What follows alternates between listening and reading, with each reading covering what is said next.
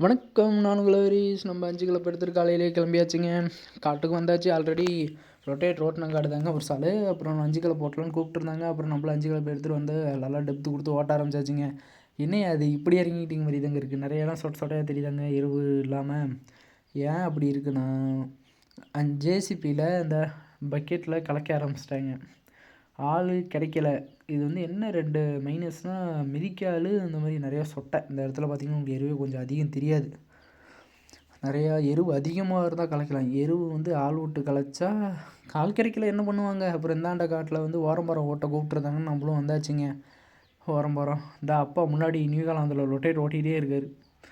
அது இன்னும் 2 வீல் ஓட்டணும். அது அப்புறம் ஓரம்பரம்லாம் ஓட்டி முடிச்சுட்டு அப்பா ஓட்டிட்டு கிளம்பிட்டாருங்க. அப்புறமேட்டுக்கு அந்த ஒரு வெயில் குறைஞ்சிங்க. அதையும் ஓட்டிட்டு அந்த பைப்பை பத்திரமா எடுத்துகிட்டு வந்துருப்பானாங்க. அப்புறம் பார்த்து பொறுமையாக அழுங்காமல் வச்சு நம்மளும் உருட்டிட்டு கிளம்ப ஆரம்பித்தாச்சுங்க. அப்புறம் 5 கிலோ வந்து 2:20 ஆச்சுங்க மொத்தமாக. அப்புறம் நம்மளும் பைப்பை இறக்கி விட்டு வந்தாச்சுங்க. சரிங்க, பாய் பாய். எல்லாம் மறக்காமல் சப்ஸ்கிரைப் பண்ணிக்கோங்க.